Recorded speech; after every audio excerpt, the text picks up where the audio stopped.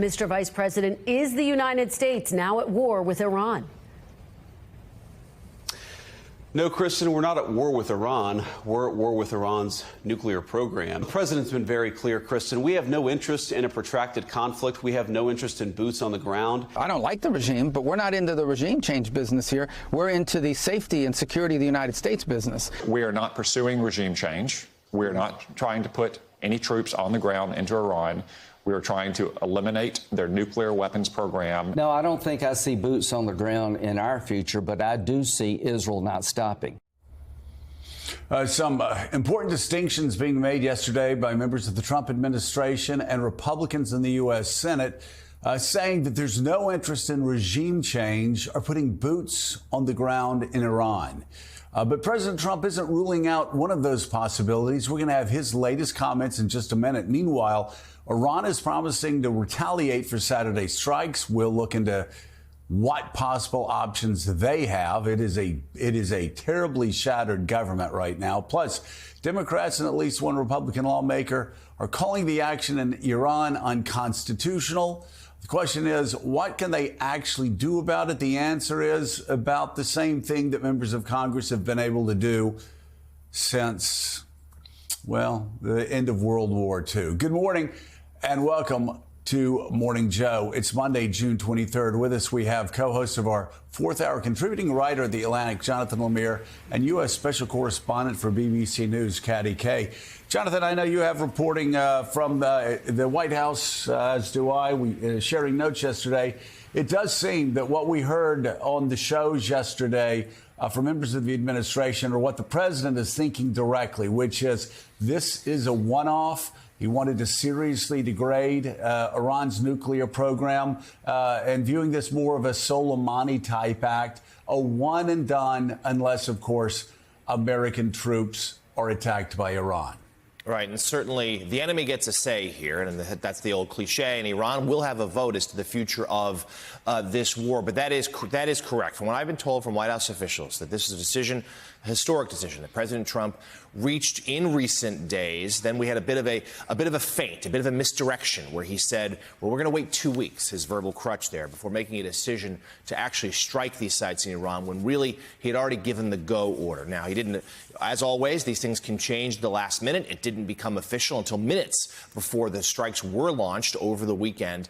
But now that it has happened, and U.S. officials still assessing the damage there in Iran, senior aides tell me the president does view this as a one-off, that Israel had weakened Iran and the U.S., with its pilots, its aircraft, its bombs, then went in to damage and potentially destroy these 3 nuclear sites.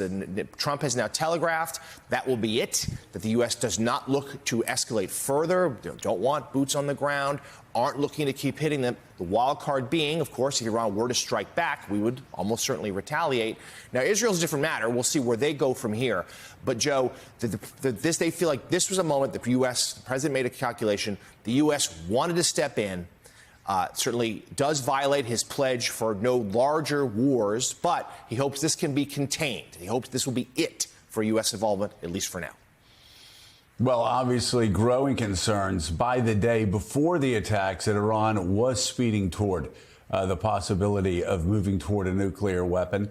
Katty Kay, Henry Kissinger famously said that when you're sitting in the White House and trying to make a decision on foreign policy, the possibility of war, you're never handed a good decision and a bad decision. You're handed 2 very difficult choices.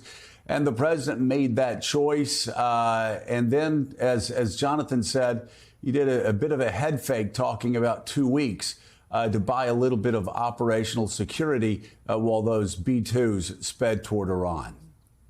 Yeah, now we have 2 big questions. How much damage was done and what are the Iranian options? So where are we on this Monday morning after this dramatic weekend? Well, President Trump now says that 3 key nuclear sites in Iran were completely and totally obliterated on Saturday after the United States joined Israel's offensive aimed at dismantling Iran's nuclear program.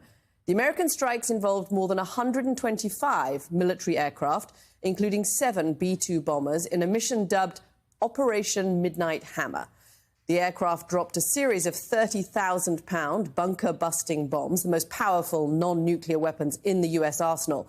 It was the first time that they'd ever been used in combat. American sailors also fired dozens of cruise missiles from a submarine. On social media yesterday, the president described the damage to the nuclear sites as monumental, calling it an obliteration again. NBC News cannot independently verify, though, the level of damage. President Trump is now set to meet with his national security team this afternoon in the Oval Office. Iran, meanwhile, is warning that the U.S. should expect heavy consequences for these actions. That threat came early this morning from a spokesperson for Iran's central military headquarters. In a recorded video statement, he called President Trump the gambler for joining the Israeli conflict with Iran, adding, quote, "You may start this war, but we will be the ones to end it." Before Saturday's strikes, Iran had threatened to activate terrorist sleeper cells inside the U.S. That message was reportedly delivered to President Trump last week through an intermediary at that G7 summit in Canada. The State Department has also warned that Iran could launch cyber attacks on U.S. networks and target current and former U.S. government officials whom it blames for the 2020 killing of Iran's top general. Saturday night, after the strikes, President Trump posted that any retaliation against the United States would be met with greater force. Meanwhile, President Trump is floating the idea of a regime change in Iran. In a Truth Social post yesterday, the president wrote, quote, "If the current Iranian regime is unable to make Iran great again, why wouldn't there be a regime change?" This is the first time Trump's raised the possibility of changing the leadership in Iran since Israel launched that war 11 days ago. The president's comments also break from the stance of the rest of his administration that they've been taking, as they've been saying the intention of Saturday's strike was not to push for regime change, but to prevent Iran from obtaining nuclear weapons. This mission was not and has not been about regime change. The president authorized a precision operation to neutralize the threats to our national interests posed by the Iranian nuclear program and the collective self-defense of our troops and our ally Israel. Does the United States support Israel killing Iran's leader? Well, look, that's up to the Israelis, but our view has been very clear that we don't want a regime change. We do not want to protract this or build this out any more than it's already been built out. We want to end their nuclear program, and then we want to talk to the Iranians about a long-term settlement here. This mission was a very precise mission. It had three objectives, three nuclear sites. It was not an attack on Iran. It was not an attack on the Iranian people. This wasn't a regime change move. This was designed to degrade and or destroy three nuclear sites related to their nuclear weaponization ambitions, and that was delivered on yesterday. What happens next will now depend on what Iran chooses to do next. If they choose the path of diplomacy, we're ready. We can do a deal that's good for them, the Iranian people, and good for the world. If they choose another route, then there'll be consequences for that. Let's bring in right now columnist and associate editor for the Washington Post, David Ignatius. Also with us, senior fellow at the Carnegie Endowment for International Peace, Kareem Sajjapour. He focuses on Iran and U.S. foreign policy toward the Mideast. David Ignatius, let me begin with you. Obviously, there is a lot of back and forth right now after the president's post yesterday. But I spoke to somebody that is very familiar with the president's thinking, and this is not about regime change. Just as everybody said yesterday on the Sunday shows, they wanted to seriously degrade the nuclear weapon, the possibility of Iran developing a nuclear weapon, and they feel like they were successful. Curious what your reporting is showing you. So we speak of the fog of war during conflict. I think 2 days after, there's a little bit of fog of intentions about just what the U.S. and certainly what Iran intends to do. If President Trump isn't interested in regime change, then he shouldn't have a social media post late last night saying that he is. That certainly muddied the water.